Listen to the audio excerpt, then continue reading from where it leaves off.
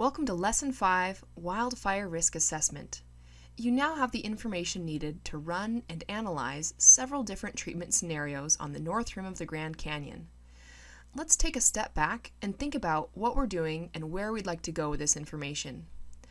Wildland fire risk assessment is a very big deal. It's a huge part of the National Park Service Wildland Fire Strategic Plan. A similar plan exists for the Forest Service.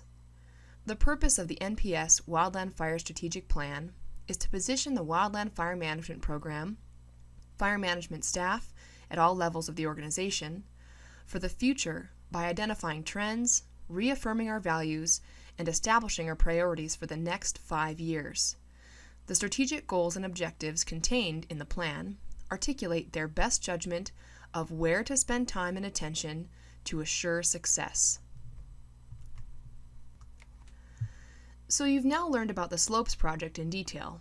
You've adjusted the fuel models on your site for various scenarios, and you're about to complete a series of fire behavior calculations, followed by a detailed comparison of the outputs. In the end, you'll be able to see what difference, if any, the fuel treatment had on the area. If you're unclear on the big picture goals of the project, it'd be a good idea to go back and review the burn plan from Lesson 3. In general, by completing this project, the Park Service is hoping to reduce the chances for negative impacts when fire does occur in the area. They know that it will occur eventually, and they know that there are some risks associated with potential future fires to either road access, Forest Service property, or natural resource loss from fire or damage from fire suppression. So, back to the strategic plan. How could the analysis you are doing help determine where and when to spend time and attention to ensure the success of the goals and objectives? Let's think about possible outcomes for the analysis you're about to do. Either 1, the treatment makes the potential fire behavior worse, 2, it does not change anything, or 3, it successfully reduces the predicted fire behavior. In the event of 1, we will know that no more work should be done on this project unless significant changes to the plan are made. In the event of 2, the project could either be totally changed or just increased in intensity. For example, perhaps they would need to treat the north slopes as well and allow for more potentially high fire effects in the treatment. In the event of 3, the treatment would be justified and additional entries would continue to be made with confidence. With this analysis, you now have a much better picture of where and how to commit your resources. At this time, go to the NPS Wildland Fire Strategic Plan. You'll be focusing on the introduction and especially the objectives and goals. Which of the objectives do you think is being worked on by the Slopes Project? Briefly describe how you think the Slopes Project is meeting these objectives. The work that you're doing is a small drop in the bucket in managing landscapes. How can landscape scale fire planning be accomplished? Landscape being as large as our country, region, or state, and also smaller scale such as the Slopes Project. As complexity increases in wildland fire management, so does the need to manage that complexity with better technology. To start finding a solution, a problem needed to be defined. In 2011, Thompson et al. Published a paper entitled Advancing Effects Analysis for Integrated Large-Scale Wildfire Risk Assessment.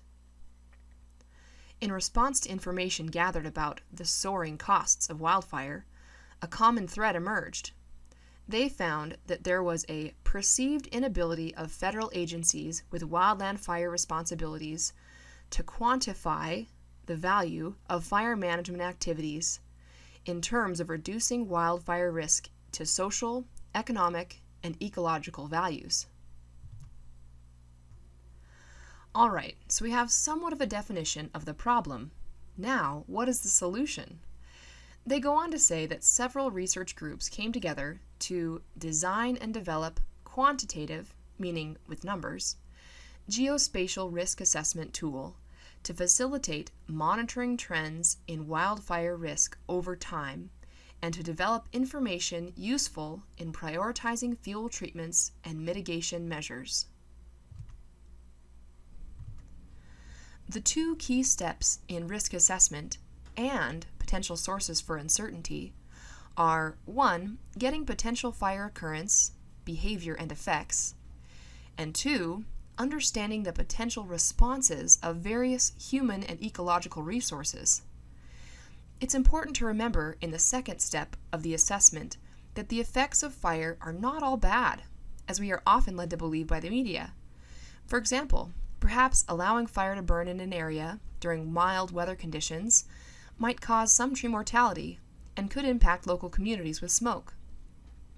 However, by allowing that fire to burn, it is removing fuel that under more extreme conditions would be the cause of much higher negative impacts.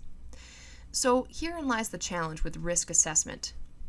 We do not know if, when, where, or how a fire is going to occur.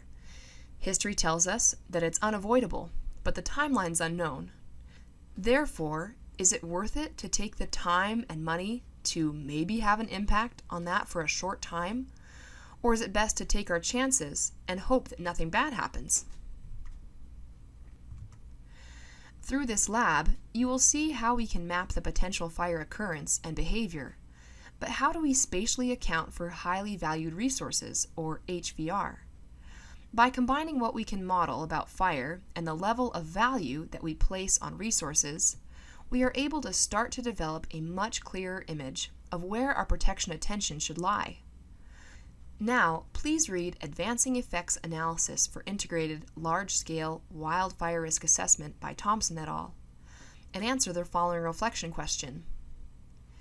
Discuss what you found interesting in the article and how uncertainty and variability plays into the challenge of really understanding the risk of wildfire. This is somewhat of a complicated article. I recommend that you start with understanding the abstract and then go through and look at the figures. I then might suggest going to the conclusions and discussions and finding out what the overall points were that they made. Take your time and read it slowly so that you can fully absorb the information that's being presented.